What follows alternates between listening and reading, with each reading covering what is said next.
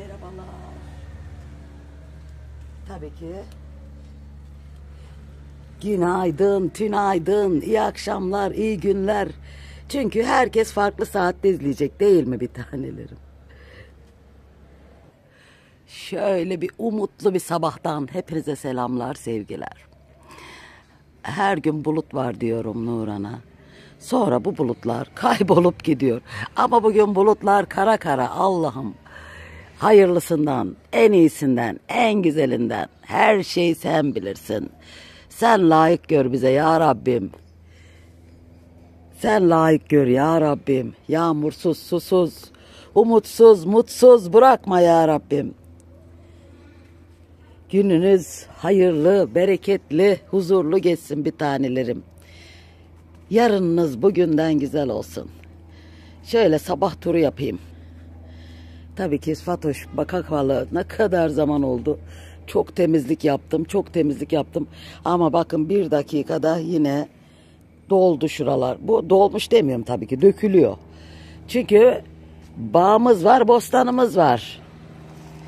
Bak bak bak bak bak. Şu dalı bıçkıyla kesmem gerekecek. Bu dal kurumuş. Bu tarafı kurtardık ama yeni dünyamızı, bu yeni dünyayı Nurhan çok istiyor. Şu iki evin arasına ekmeği, çünkü incir kurudu ya. Şu işte benim bir türlü girip de temizleyemediğim arka taraftakilerin yüzünden. Şuraya ekek diyor. Nasıl incir oldu abla diyor. Yeni dünyada olur. Hem kediler rahatça tırmanır çıkar diyor, korkuyor. Nasılsınız, iyi misiniz? Size bir pembiş çiçek gönderiyorum. Anam, semizotlarımız dolmuş ya. İşte, bu bölümü toplayayım bugün. Çünkü bunları hemen hemen toplamak gerekiyor. Hemen topladığında taze taze veriyor. Bak bak kız, yaprak kalmadı ama bamya veriyor benim bebişlerim. İlla ki 2 domates, 2 salatalık, biraz da semizotu oldu mu o salatayı daha bir güzel oluyor yemesi. Burası da bizim semizotunun göbeği diyeyim. Burası sadece semizotu oldu. Şöyle biraz daha toplarım ben onları. İşte Zeynep Hanımcığım. Demek ki mevsim bu mevsimmiş. Fatoş'cum açmıyor dedi ya. Çünkü Zeynep Hanımcığıma da tohumlarından verdim. İşte bunlar benim sabah huzurum, sabah mutluluğum. Fatoş sabahı niye çok seviyor? Sabah erkenler bana ait. Sabahın huzuru çok güzel oluyor. Yani ses duymak istemiyorum. Bak bu motor beni şimdi acite etti. Anneciğim bu da buraya sıkışmış, açamamış. Tabii ki pembenin daha çok çıkmasını istiyordum. Niyeyse insanoğlu az olanından daha çok ister. Bak bak bamyalar. Gözümüzün önünde kız, yaprak yok. Habire bamya. Ay düştü bir dakika. Gitti bamyam. Nereye gitti? Ben onu şimdi bulurum. Böyle bamya veriyor işte.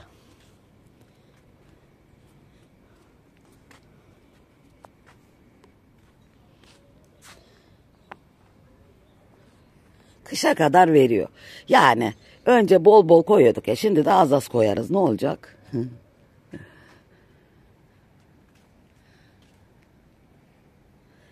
Nasılsınız, iyi misiniz? Gününüz nasıl geçiyor? Kış hazırlıkları yapıyor musunuz? Anam, kış hazırlığı da yapamadım ya. Gerçekten sorun, stres bitmiyor ya. Benim de kafam karışık oldu mu bir şey yapamam kız. Bir yemek yapıp onu yediğimize şükrediyor. Bir taraftan veriyor, bakın bakın. Bunu böyleyken koparıyorlar ya. Aha, bu dün oldu, neden bunu bir gün sonra koparın? Bilmiyorum ya, herkesin tabii ki yöresel şeyi farklı. Bak bunları yaşlanmadan hemencecik almamız gerekiyor.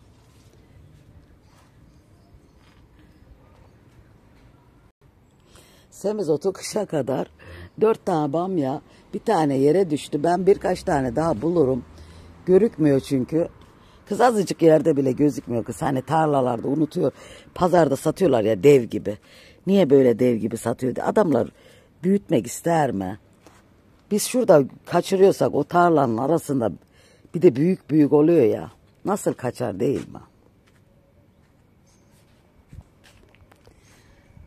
Sabahın rahmeti, bereketi üzerinize, üzerimize olsun bir tanelerim. Yeni gün, yeni umutlar, yeni mutluluklar, yeni huzurlar getirsin canlarım. Tabii ki hepinizin cuması hayır olsun. Hayırlı nurlu cumalar. Tam cuma, bak tam cuma rengi. Şu görüntüyle hepinizin cumasını kutluyorum. Çok tatlı olmadı mı ya? Bugün neyimiz var? Çayı doldurmadım bir kavanoz. Bugün de süt aldım. Süt içeyim dedim. Niye süt içeyim dedim? Biraz önce uykudan uyandım. Dama indim aşağı, dama çıktım. Hapımı içtim. Bir yudum suyla dama çıktım, midem birden kramp girdi. Şurada biraz oturdum. Oturamadım, yattım yatamadım dedi hesap. Neyse geçti. Bir şey kullanmadan geçti. Neydi kız, benim bir tane hap var. Çok acil durumlarda doktor verdi çünkü safra kesesi problemi de olduğu için. Çok buz kapan buz. Neyse, ilaç ismi vermiyoruz. Şuraya giriyorum çıkamıyorum. Öyle bir dar bir alan. Ay düşeceğim yoksa. Sütümü de alayım.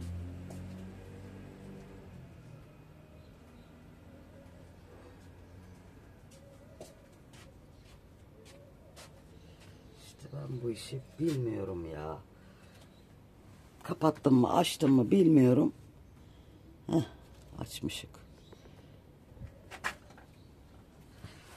Ay dar alan, dar alanda kısa paşlaşmalar. Oh. Ay elhamdülillah çok şükür. Sabah sabah ne yaptım? Sabah sabah bir sürü şey yapabiliyorum. Hoş geldiniz, sefalar getirdiniz. Canlarım, bitallerim, sabah şekerlerim. Çocuğum, süt mü içeceksin? Hadi gel iç, al. Al oğlum. Gel. Şu suyu dökelim. Al anneciğim. Şuraya gelir misin? Kuzum sehpamın üstünden değil. Buraya gel. İç kurban oldu. Hadi iç bir tanem. Vermem, süt vermem de. Bir damla içsin, çocuğumun iliği kesilmesin. Nasılsınız, iyi misiniz? Veterinerler de diyor ya, süt yerine yoğurt verin, kefir verin. Yani keşke yoğurt yeseler, yoğurt çok iyi derdi hep. Nasılsınız, iyi misiniz? Sizleri gördüm, sizleri hissettim. Onlar kendini çok iyi biliyor. Tam kalbimin derininde hissettim. Ve Fatoş'un mutluluk saati. Çünkü sabahlar bizim, değil mi bir tanelerim? Keşke şu arabaların sesi de olmasa ki. Artık okullar falan açılıyor ya yavaş yavaş. Ay sabahımızın sesi de gitti. Sessizliği. Hiç aşkım susamış kız. Vereceğim. Biterse gene veririm. Bitti mi? Bitmemiş aşkım. İç kuzu. İç veririm. Oh çok şükür. Kaç tane olay geçti sabah sabah. Anneciğim sütünü bitirir. Sehpamızın üstüne çıkma. Hani bitti mi? Al iç. Sabah erkenden kalktım. Gökyüzünü inceledim, yeryüzünü inceledim. Etrafları süpürdüm. Bir pislik çıkıyor. Sonra Nurhan dama çıkıyor ya. Nurhan hanımefendi akşam filan ne yapıyor biliyor musun? Diyor niye bu damı hiç süpürmüyorsun diyor. Kız dedim vallahi kaç kere süpürüyorum ama hiç süpürülmemiş gibi. Dersin hiç süpürmemiş. Ne olacak canım, yapraklar dökülüyor, şeyler dökülüyor. Kız dedim 2 poşet dolmuş. Şimdi yeni poşet açtım. Birini Nurhan indirmiş ağzıyla bir doldu. Bir türlü poşet getiremedim. Ne olacak? Dökülüyor. Burası tarla değil ki böyle toprağın üstüne dökülsün, böyle şey olsun, gübre olsun. Haydi yavrularım, haydi sinek minek gelmeyin üzerime. Arama neci kız o? Nerede kalmıştık kız Ayşe? Neyse indim çıktım. Bir de indim hap içtim çıktım. Hap içmeden önce dedim ki saçımı boyayayım anam dedim. Anam bu kadar mı elin değmez? Bu kadar mı elin değmez? Kendine ait hiç mi vaktin olmaz? Aferin çocuğum. Aferin benim bebişime. Hiç mi kendine ait vaktin olmaz? Neyse. Karar verdim ama. Bir de dam yanmış sabah sabah. 4 Temmuz mu? Ne ay? Ay ne Temmuz ay oldu? 4 Eylül mü 5 Eylül mü bugün? Düşünün damda ter içinde uyanıyorsun. Allah'ım bir yağmur yağsa artık da geceler serinler en azından. Karar verdim ama. Hadi duşa gireceğim zaten dedim. Saçımı boyayayım dedim. Kız aylardır boya vuramıyorum. 5 dakikalık bir işi bile yapamaz mı insan kendine gelince? Saçımı boyadım. Saatler olsun bana. Bakın nasıl olmuş, oradan belli oluyor mu? Kız kar beyaz olmuş. Kar beyaz araları. Kar beyaz. Artık bakımsız şey gibi olmuş. Ot rengi. Tarlada otlar olur ya, kurur ya otlar. Neyse hızlıca saçımı boyadım. O arada da hapımı içtim, saate baktım. 6:30. Boyadım, bitti. Dedim dama gideyim, 7:30'a kadar da damı temizleyeyim. Cam yatağı topladım. Ay çok güzel. Yeni de banyo yapınca serinliği hissediyorsun. Esince. Şöyle bir Meltem geliyor deniz tarafından. Şöyle bir Poyraz gelmeye başlarsa artık kışın yaklaştığını görürüz. O çünkü bir de şimdi Poyraz mevsimi artık Eylül, Ekim, kurutmalıklar, salçalar, şunlar bunlar, hiçbir şey yapamadım. Yapamadım sorunlardan, işte eşimin hastalığının had safhada olması yazın bu dönemlerinde çok fazla hiçbir şeye giremedim. Onu kontrol et, onun ilacını ver. Aman ilacını içmedi mi, şunu mu yaptı, bunu mu yaptı. Her neyse. Gerçekten bir şey yapamadım. 3 kavanoz domates yapmıştık. İyi ki onu yapmışım. Hatta dün açtık yani mecburen Nurhan'a. Dedim git kız o domatesi getir, makarna yapacaktık. Begüm yapmak mı kız? Makarna yapıyor yapmıyor mu? Yapıyor da ah. Bir çekim yapamıyorum. Her neyse.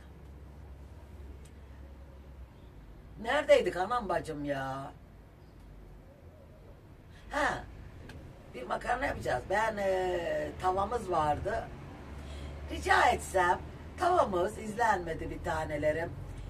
Bu videoyu izleyen herkes tava videomuzu bu videonun arkasından açarsa çok çok mutlu olurum. Çok düşük izlemesi oldu. Çünkü Fatoş bir saç salaklık yaptı deyip bir saçmalık yaptı Fatoş. Çok dengesiz bir saatte yetişmedi çünkü video. Geç attım. Geç atılınca da hiç izlenme olmadı. Hiç bildirim gitmedi çoğu insana. Garip, benim hep sabahları attığım için 11 12 gibi 10 11 12 attığım için algoritmayı tersine döndürdük. Sileyim tekrar atayım dedim. Aman dedim sonradan da. Rabbim bilir ne diyeyim yani.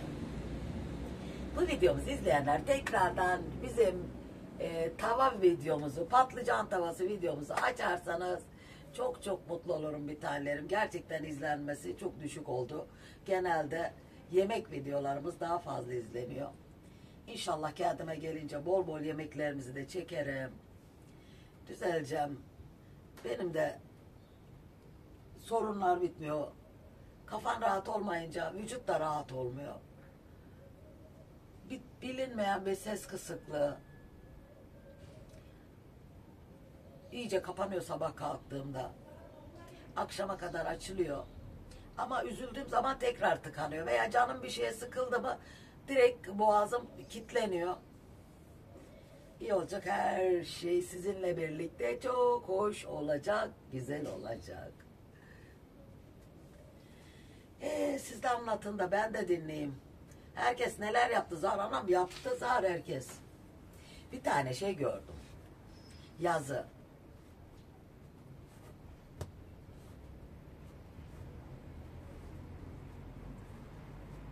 Eylül'de domates vakti. İtalyanlar mı göster?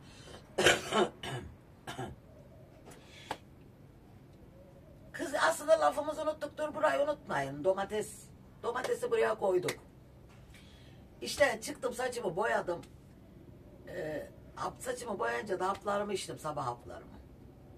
Sonra dama çıktım. Temizliğe başlayacağım. Temizliğe başlamadan önce telefonuma bir bakayım ne var ne yok dedim.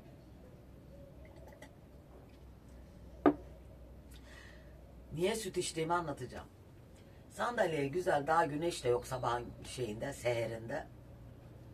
Ayağımı uzattım, bitkilerime bakıyorum, açan çiçeklere bakıyorum, neler açmış diyor, onlara bakıyorum. Ay, midemden bir rahatsızlık olmaya başladı. Ağrıyor gibi, ağrıyor gibi, ağrıyor gibi derken midem ağrıdıkça şişti, ağrıdı, aha bu kadar şişti yeminle. Eyvah dedim, eyvah, gittim hastanelik olacağım. Çünkü öyle birkaç kere hastanelik oldu. O kadar korkunç oluyor ki acile götürdüler yani. Artık kalp krizi geçiriyor zannettiler. Bu midem şiştikçe şişti. O ağrı. Allah'ım, dua etmeye başladım. Allah'ım inşallah hastane olmadan kurtarın bu sıcakta dedim. Saç boyalı. Saçta boya var. Uzanamıyorum. Uzanırım genelde, öyle oldu mu. Uzanıp mideme böyle hafiften böyle masaj da yaparım. Uzanamıyorum da saç boyalı anam. Rezilliği gördünüz mü? Çünkü halim kalmadı. Uzanmak zorundayım ama uzanamadım. Geri aşağı indim falan, böyle geri. Derken o inmeye başladı, hissettim. Bu şey, kurtardım. Neyse, geri çıktım damı temizledim, süpürdüm, sildim. Çiçeklerin dibine baktım, ettim derken bitmiyor yani, gerçekten bitmiyor. Bahçeni oldu mu bitmiyor bir tanelerim. Sonra gittim işte, yıkadım falan, saçım nasıl olmuş, birazcık koyu gibi oldu, çok hoşuma gitti. Çünkü boya yapmadığım için iyice açılmış. Beyazlar daha fazla çıktığı için kumrallar da solmuş bakımsızlıktan. Dedim 10 dakikalık şeyi bile insan yapamaz mı ki? Kendine özel oldu mu? Neyse bir tanelerim, işte domates şeyine geldik. İtalyanlarda domates vakti diyor böyle. Allah'ım, erkekler, kadınlar, gençler, çocuklar, kimi domates alıyor, kimi yıkıyor, kimi robottan çekiyor, kimi kaynatıyor, onlar da yapıyor yani gerçekten. O arada biri makarna yapmış, spagetti yapmış, üstü böyle ne peynir koyar ya onlar, bir de domates sosunu doldurmuş, bir de bir peynirleri olur onların. Şimdi Nurhan Hanımcığım bilir bunu. İşte o peynir de böyle belli yani, peynirin rengi falan yakından. Gülüyorlar, eğleniyorlar, yemek yiyorlar. Biri de bunu alıntılamış. Twitter'da olduğu için alıntılamış, o altta o kendine demiş ki işte İtalyanlar da böyle, bizde böyle. Bizde de bayanlar yalvarır kaç gün, tabii ki herkes için demiyor. Herkesin hayatı farklı. Yani zor hayat yaşayan var, orta hayat yaşayan var, daha rahat yaşayan var. Uç noktada iyi yaşayanlar var. Mesela zor hayatta bazıları böyle, daha zorunu da bilmiyorlar ama bu arada. Daha zorunu bilmiyor. Zor hayattan bahsediyor. İşte diyor bayanlar diyor, bunu diyor annelerimiz, teyzelerimiz, komşularımız domatesi aldırana kadar, ikna edene kadar kocalarını işte mırın kırın ediyorlar da, bizim evdekiler böyle de gidip alması bir dert gelince mırıldanıyor, devamlı iş, devamlı şu, devamlı bu. istemeyen erkekler var diyor. Vardır, yok mu? Altına diyor ki bizim evde böyle değil. O diyor ki bizim. Tabii ki o sadece kendi bildiğini anlatıyor. Siz de yorum yazabilirsiniz.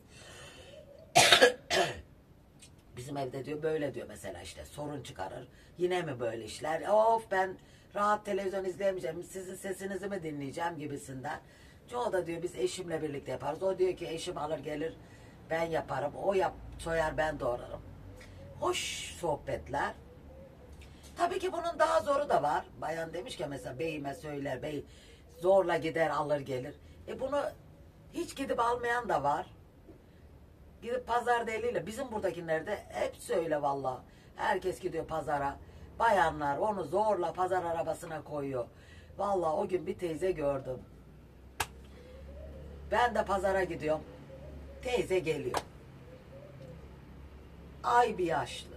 Canım teyzecağızım. Allah'ım sağlık saat versin. Nuran diyor ki keşke alıp götüreydin evine.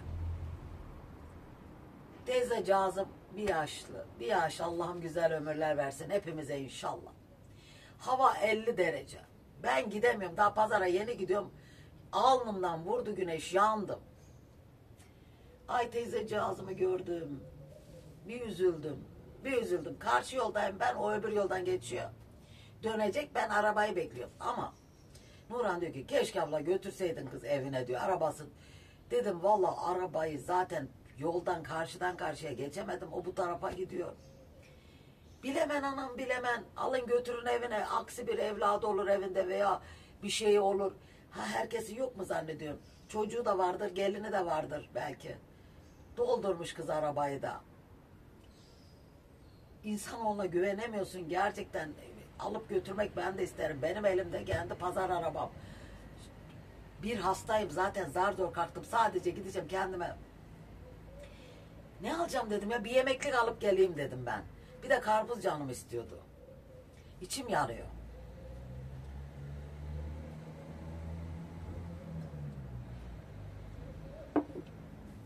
Süt de çok iyi geldi mideme de. Onun için de onu söyleyecektim. Onun için kahve, çay hiçbir şey içmedim. Bir de çay içmeyin dedi ya canlarım. Hap içince. Vallahi B12'yi düzenli içiyorum ama demir hapını çok düzenli içtiğim söylenemez. B12 ile onu hiç karşılaştırma dedi doktor. Arasında zaman olacak dedi. B12'yi güzel kahvaltıdan sonra içiyor. Öbürünü bir türlü fırsat bulamıyor. Bir de antibiyotik var. Bir de idrar yolları var. O da 3 tane. Bir de tansiyon hapları var. Ben hangi birini kararlayayım? Neyse vallahi demir hapını da arada unutma. Aklıma gelirse akşam üzeri içiyorum.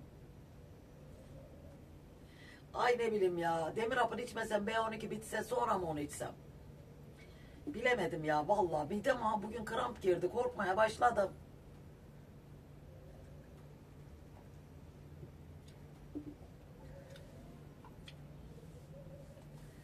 Velhasılı işte zor hayatlar var bir de öyle. Hani tamam ona senin için zor, o zordur. Beylerimize, kocalarımıza, babalarımıza zorla söylüyor git pazardan al, domates al diye ikna ediyoruz. Yok mırın kırın ediyor. Bunu hiç yapmayanlar da var. O kadar çok ki yani. Biri de yazmış mesela bizim mahallede demiş hepsini kadın erkek alır gelir sormaz bile karısına birlikte. Biri de diyor ki bizim mahallede hiç kimse yapmaz. Sadece kadınlar düşünür.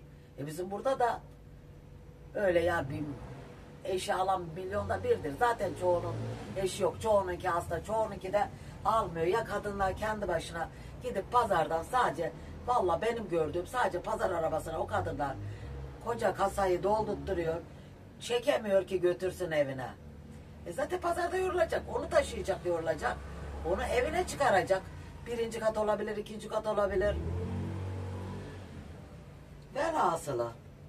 Sana zor olan ona kolaydır. Ona kolay olan ona zordur. Kadının dediğini beğenmeyenler var. Kadının dediğinden daha kötü olan durumda olanlar da var. Velhasılı tabii ki her şey hayat müşterek. Her şeyi müşterek yapılsa tabii ki dünya daha güzel olur. Ama öyle olsa zaten bu kadar sorunlar olur mu? Bu kadar haberler olur mu? Bu kadar cinayet haberi olur mu? Bu kadar şiddet haberi olur mu? Olmaz değil mi? Onun için bilemediğin şey hakkında yorum yapmak hepimize şey oluyor yani. Senin dediğinden daha zor da olanlar oluyor.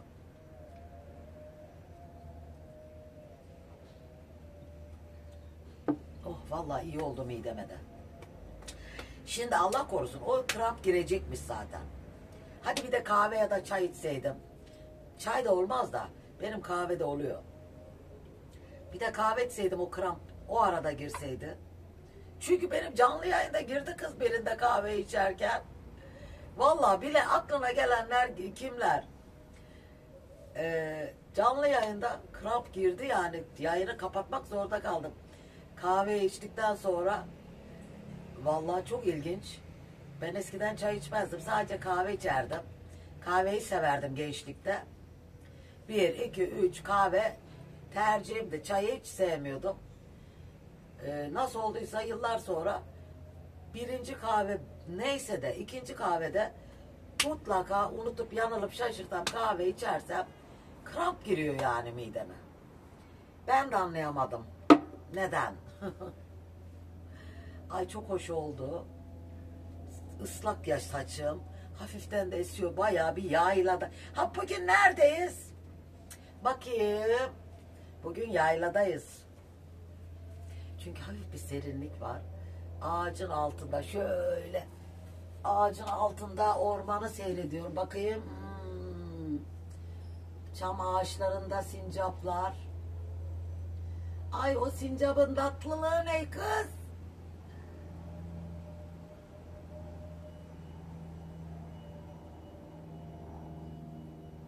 Çocukken gittiğimiz yayladaki sincap gözümün önüne geldi. Gözümü kapattığım an. Yıllar önce 13-14 yaşlarındayız. Bizler de daha önceden giderdik de biz daha küçüktük. Sonra canım babaannem yaşıyor. Babaannemle dedem başka yaylada. Bizim gittiğimiz yayla değil de meydan yaylası derler. Oradalar. Sonra halamın kocası Allah'ım rahmet eylesin Lütfü amca bizi böyle hepimizi onun kamyonu vardı. Kamyon sürüyordu yani. Annemgili babamla işte bizleri çocuklar iki aile yani. Halamgilin ailesiyle bizim aile. Figenciğim selam olsun kız hatırlıyor musun? Figen de hasta olmuştu o zaman. Aslında hep hasta olan ben olurdum. Figen de bir hasta. Neyse yaylaya gittik. Anam o yayla bir güzel. Bir güzel böyle. Gezeceğiz Figen hadi kalk gezek diyorum ya. Dağları ormanları. Zalim Figen hasta. Yatıyor. Bizden demek ki kimse yok. Ben varım Figen var. Bizim aileden Meral'i falan hatırlamıyorum. Yok olsa Meral'le gezerim. Nurhan da küçüktür zaten. Neyse halamın oğulları da var böyle. Benden büyüğü var, benden küçüğü var. Birlikte kalktık böyle. 13-14 yaşlarındayız. Şöyle ormana doğru gidiyor. Ay canım babaannemle dedemi hiç hatırlayamıyorum ama onların yanına gittik. Ama o evi hatırlıyorum. Ev dediğim çadır. Savandan çadır kurulmuş böyle altı yüksek yapılıp altına da ağaç dalları konmuş. Şimdi gözümü kapanınca oraya geldi de oranın şeyi geldi şimdi anlatacağım yeri. Böyle biraz gittik geziyoruz filan. Ben bir ara uçurumdan düşme tehlikesi atlattım her zamanki yaramazlığımla. Anam oradan bir su akıyor. Suya mı bakak ağaca mı bakak derken sincap buradan böyle yoldan bir koştu ormana. Açıkta insan görünce herhalde. Ay ona baka kaldık bir koştu ağaca bir tırmandı. Şuraya gözümü kapattım yayladayım deyince bu arada da terledim ama. Yani övünmeye de gelmiyor.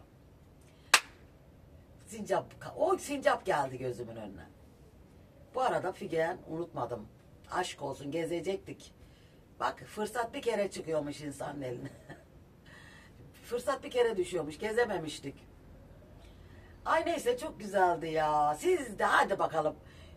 Yaz bak lütfen gözünüzü kapatın. Önce en sevdiğiniz insanları hatırlayın ve aklınıza gelen anınızı anlatın. Gözümü kapattığım an kız planlasam 10 yıl düşünsem aklıma gelmez. Bu arada acıcık övündük de yayla gibi oldu dedik ya. Aktı. Yağmur sıcağı diyoruz her gün, diyorum ki Nurhan'a. Dün müydü kız, çok korkunç. Bir nem var, bir nem var, bir nem var. Bu sefer yağmur sıcağı diyorum mesela. Bu yağmur sıcağı demem hiç bitmiyor. Aha ya, 2 saniye es canım es. Es kurban oldum. Es nerede kaldın? Of. Gözümün içine geldi terler. Gözünüzü kapatıyorsunuz ve o güzel anıyı roman gibi okuyoruz. Olmadı, bütün anılarınızı bir dahaki bölümde okuyalım. Hadi. Evet, yazmayı biraz yazamıyorum bugünlerde hasta olduğum için. Gerçekten eğilemiyorum. Bu eğildiğimde Nurhan dediği gibi sinüzit de mi başladı nedir dedi. Gittik anam, her tahlili olduk. Şöyle eğildiğimde çok fena oluyor. O gün nerem ağrıyordu? O kadar başım ağrıyor. O kadar başım ağrıdı. O kadar başım ağrıdı. 50 tane hap içiyorum. Durup dururken başım tuttu. Boğazımı yapıyorum, boğazım ağrıyor gibi. Başımı yapıyorum. Şöyle yaparken bir yer keşfettim. Bak siz de deneyin. Ay, bayılacağım herhalde telefonun karşısında. Bir yerime çökünce baygınlık hissi. Şu tam bu çenenin birleştiği yer var ya, bak. Buraya bak, parmağınızı koyun.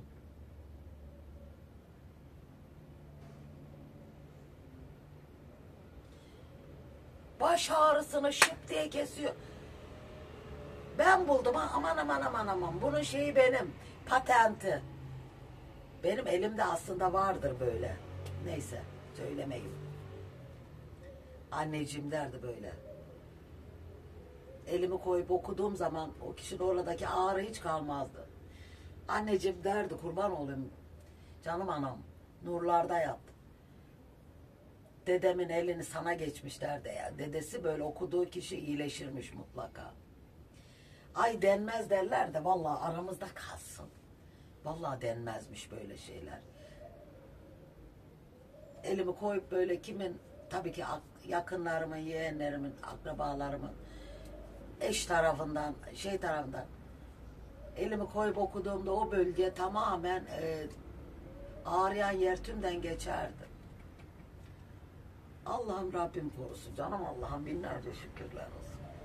İşte şu bölgenize bak, başınız ağrıdığınızda buraya değil. Boynunuz, başınız birleşik bak. Bu bölgeniz ağrıyor değil mi? Omuzdan öte. Ay vallahi yeni buldum kız. Patentini alıp şuraya assam var ya. O bölgeyi bulacaksın ama ben, bu çene geliyor. Tam çenenin birleştiği yer bitiyor bak. Buraya parmağını bastır. 2 parmağını. Gözünü kapat. Dayanabildiğin kadar bastır. Dayanabildiğin kadar dediysem oyma yani orayı. Gözünü açtığında bütün ağrıların geçiyor. Bütün ağrıların geçiyor. Bu bir şifredir. Bana değil mi oğlum?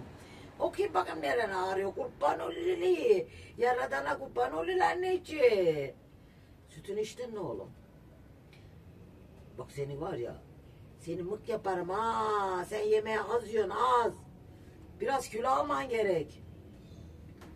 Ay vallahi sizlere doyum olmaz. Bir bakayım kızlar, vallahi 50-60 dakika olduysa. Bakayım kız, ne oldu kız? Bu bayağı dolmuş. Bu arada kız, canım kız, bakın kız. Sarmaşık içeri girmiş kız. Bunu yavaşça çekeyim kız. Güneş, anam her yerden girmiş.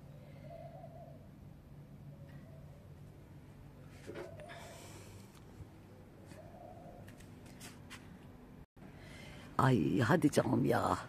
Çayı koyana ben şimdi inecip çay koyarım. Çay koyana bir yağmur sesi duyalım ya Rabbim. Bakayım yayla taraflarına. Yok ya, o taraflar açıldı. Gidiyor. Bulutlarımızı çalıyorlarmış kız. Biliyor musunuz mu? Arabistan bulutların hepsini çalıyormuş kız. Yani çalıyor derken bir madde aletleri varmış. Bütün bulutları oraya çekiyormuş. Arabistan'da devamlı yağmur yağıyormuş. Artık hiç yağmur yağmayan yerde var ya, hiç yağmur durmuyormuş. Şimdi bulutları topluyorlarmış. 24 saat böyle bulut oluyor bak. Eskiden böyle bulut oldu mu çileni verirdi. Şu yatağı 10 kere ıslatırdık biz, 10 kere. Annem derdi yaz geldi mi sinir hastası oluyorum derdi, yatak ıslandı mı derdi. Ay kıymetliydi kız, pamuk falan. Yatak falan. Anne güneş geldi mi kurur derdim. Yok bir üzülürdü o pamuk araya gidecek diye. Sizleri seviyorum. Sizlere doyum olmaz. Adana'dan selamlarımı, sevgilerimi gönderiyorum. Nedense ben çok bulanık görüyorum. İnşallah siz bulanık görmüyorsunuzdur.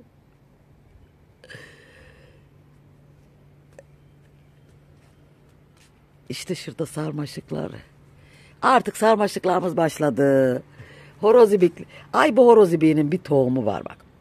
Bak şu kocaman çiçeği gösteriyorum size. Bak şu dibinden ya. Dibinden bak, şuradan alayım bakın. Kız gözüküyor mu kız? Düşürdüm kız elimden. Göremiyorum ki ışıktan. Bak ufacık yerinden alıyorsun ya. Milyon tane tohum çıkıyor. Milyon, bak hep düştü aralarından. Yani bunu diyorum ki tohumlarını böyle boş yerlere serpeceksin. İşte su olmazsa da olmaz. Sulak yağmurlu bir yer olsa. Sizleri seviyorum. Adana'dan selamlar, sevgiler, saygılar gönderiyorum. Bak bundan çoğaltacağım artık. Şuna ektim. Mor mor, her tarafımız mor olsun. Şuna ekledim, anam minnacık ekmişim. Şuna da Fadime Hanımcığıma ektim. Fadime Hanımcığım vallahi bak gölgeye koydum kız. İçinden hemen sarmaşıklar bitmiş. Fadime Hanım'a ektim. Zeynep Hanımcığıma da ekeceğim. Şunu çünkü yeğenime ektim, bahçesine ekecek. Şunda minnacık var. Herhalde bir tuttu ama güneşi de çok sevmiyor, biraz gölge. Bir küçük şey yapayım da saksıya toprak Zeynep Hanımcığıma ekeceğim. Sizleri seviyorum. Adana'dan selamlar, sevgiler. Bizim mahalle uyuyor. Sessizlik devam ediyor. Ha, karşıda komşular salça yapmış.